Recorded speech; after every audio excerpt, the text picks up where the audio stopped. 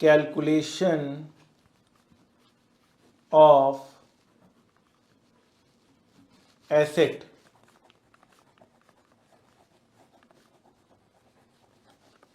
investment value if missing in question, if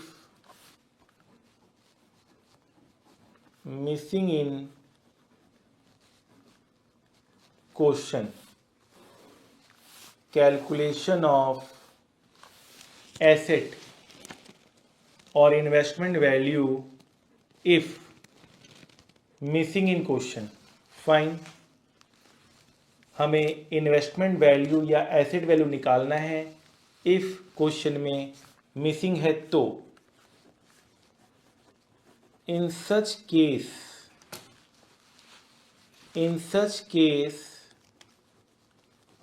we will use VAR equation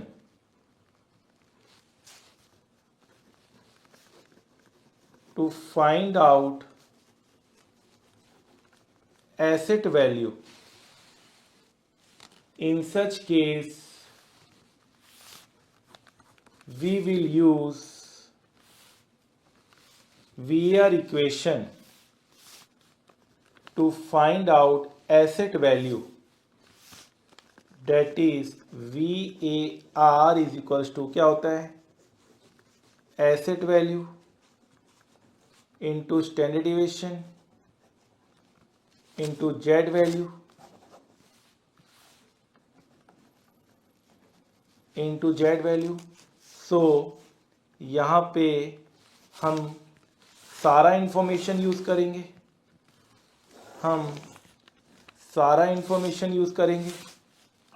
that is हम सारा information हमें दिया होगा, बस एसेट वैल्यू हमें निकालना होगा.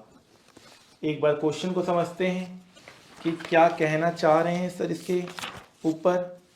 सो क्वेश्चन नंबर हम एक बार 8 करेंगे इसके ऊपर. क्वेश्चन नंबर हम 8 करेंगे, क्वेश्चन नंबर 8 करेंगे. फाइन, कोई दिक्कत नहीं है, कोई प्रॉब्लम नहीं है. क्वेश्चन नंबर 8, क्वेश्चन नंबर 8 आपके सामने है. क्वेश्चन नंबर 8 आपके सामने है.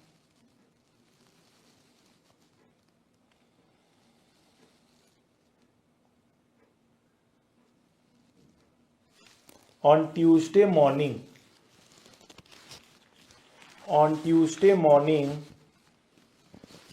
before opening of capital market मतलब stock market, an investor while going through his bank statement has observed that an amount of rupees 7 lakh is lying in his bank account. 7 lakh रुपए उसके bank account में lying है, मतलब पड़े हुए हैं. कोई बात नहीं. This amount is available for use from Tuesday till Friday. ठीक है. The bank requires a minimum balance of 1 lakh. कम से कम 1 लाख का उसको बैलेंस बैंक को चाहिए होता है all the time. The investor desires to make a maximum possible investment. वो maximum possible investment करना चाहता है, मतलब कितना करेगा 6,99,000. 1,000 रोक लेगा बैंक, क्योंकि मिनिमम बैलेंस है. फाइन. 7 लाख लाइंग है बैंक अकाउंट में, 1,000 रोक लेगा. Where value at risk should not exceed the balance lying in his bank account. तो वही है जो बात मैंने कही. The standard deviation of market is इतना percentage per day, confidence level इतना है. बहुत ही ज़्यादा आसान सवाल पूछा. You are required to determine maximum possible investment. You are required to find maximum possible investment. कितना हम मैक्सिमम इन्वेस्टमेंट कर सकते हैं, कितना हम मैक्सिमम इन्वेस्टमेंट कर सकते हैं. कोई दिक्कत नहीं है. सो सबसे पहले तो आप लिखेंगे amount available in bank account, amount available in bank account,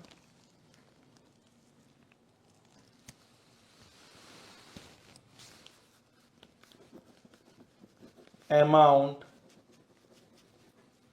available for investment for 4 days। 4 दिन के लिए हम कितना इन्वेस्टमेंट कर सकते हैं, इतना हम इन्वेस्टमेंट कर सकते हैं।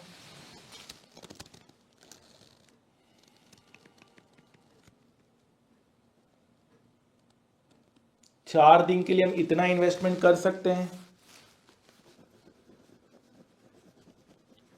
Maximum loss for 4 days, maximum loss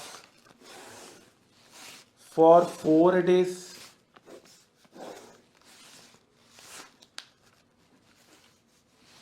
fine, कोई दिक्कत नहीं है। सो मैक्सिमम कितना लॉस हम झेल सकते हैं, 699,000। फाइन, कोई दिक्कत नहीं है। सो ये क्या होगा, VAR फॉर 4 डे। लिखा हुआ है ना साफ साफ कि आप जो लॉस है, maximum possible investment where value at risk should not, value at risk लिखा हुआ है ना, should not exceed the balance lying in his bank account। Value at risk should not exceed the balance lying in his bank account। So balance lying in his bank account कितना है, 1,000 तो touch ही नहीं कर सकते। 699,000 की बात हो रही है। ठीक है सर, कोई दिक्कत नहीं है। तो यहाँ पर मैक्सिमम लॉस फॉर 1 डे कितना, मैक्सिमम लॉस फॉर 1 डे कितना,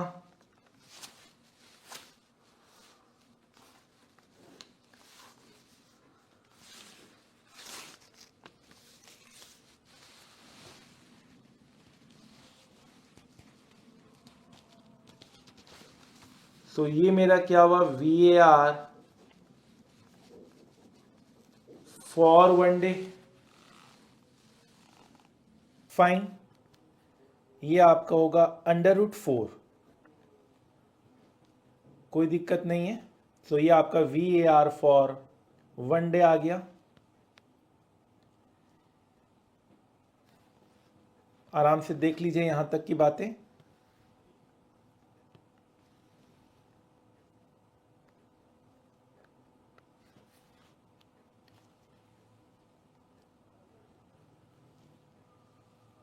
चलिए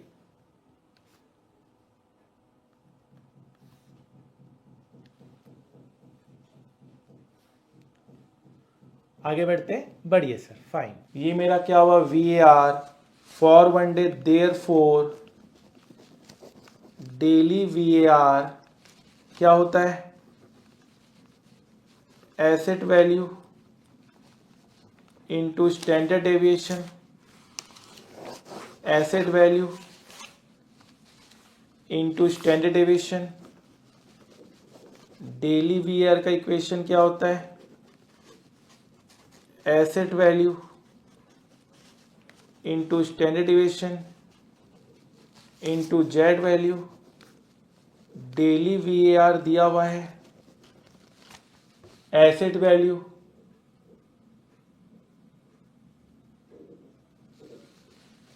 वैल्यू ही हमें निकालना है into standard deviation into Z value. वैसे मुझे पता है जेड वैल्यू 90 कितना परसेंट है, 99% में 2.33 होगा। मैं आपको टेबल जो दिया उससे भी चेक करके दिखाऊंगा। तो एसेट वैल्यू कितना, एसेट वैल्यू आपका है 100 लैक्स, मतलब आपको 100 लैक्स का इन्वेस्टमेंट करना पड़ेगा तब जाके आप उतना लॉस झेल पाएंगे, ठीक है ना। आपको एसेट वैल्यू आपका 100 लाख का होगा तब वो जाके उतना आपका डेली बेसिस पे लॉस होगा। तो यहां उल्टा चलाया है, ठीक है। फाइन। 2.33 किस तरह से चेक करना है करते हैं ये मैं आपको बता रहा हूं, आप चाहें तो खुद देख लीजिए, लेकिन मैं इसको बता रहा हूं आपको। क्वेश्चन आपके सामने, लैंग्वेज थोड़ा सा बेटर हो सकता था क्वेश्चन का, ठीक है ना। सो क्वेश्चन कह रहा है 7 लाख उनके बैंक अकाउंट में था, 1000 रुपए बैंक हमेशा रखेगा मिनिमम बैलेंस, तो 6990000 का वीआर हो सकता है। क्वेश्चन वीआर यूज किया है 4 दिन का, तो 1 दिन का वीआर मेरा आ गया और स्टैंडर्ड डिविएशन दिया हुआ है, जेड वैल्यू दिया हुआ है, तो एसेट वैल्यू आ गया, ठीक है। फाइन सर, कोई दिक्कत नहीं है, कोई प्रॉब्लम नहीं है।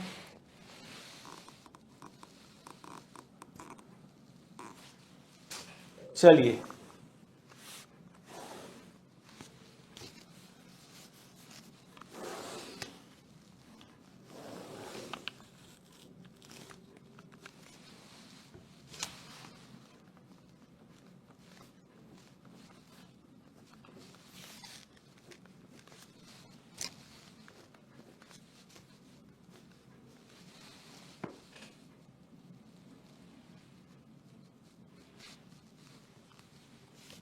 फाइन, आइए 2.33 जरा रिकॉग्नाइज कर लें।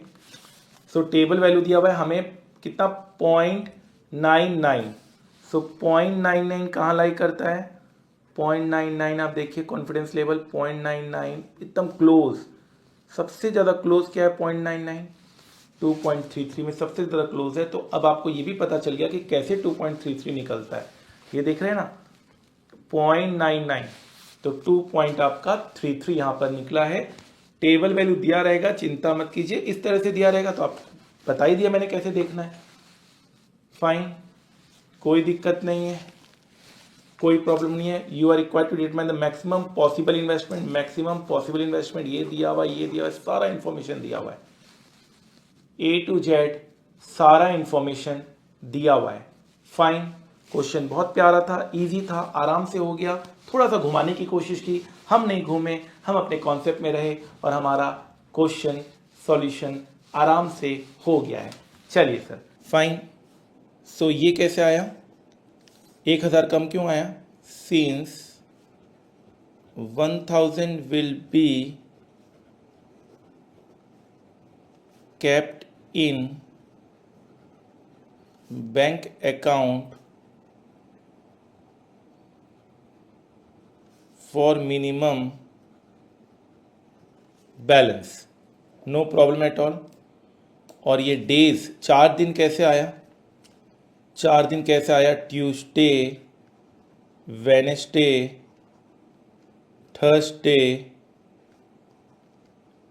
And Friday, Tuesday, Wednesday, Thursday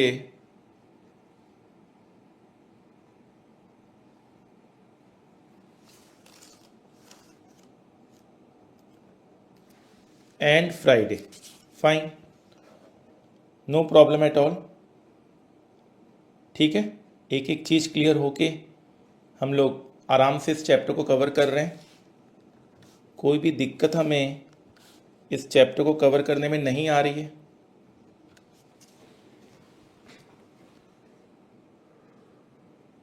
fine,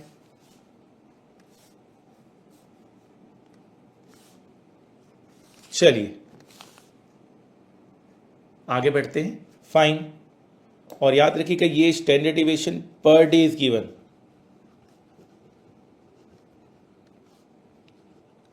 per day is given, question में ये स्टैंडर्ड डिविएशन पर डे दिया हुआ है, ये ध्यान रखेंगे,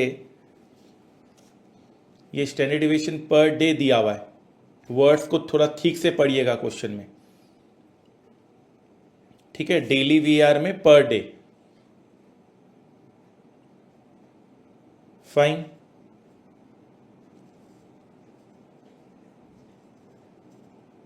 चलिए फाइन.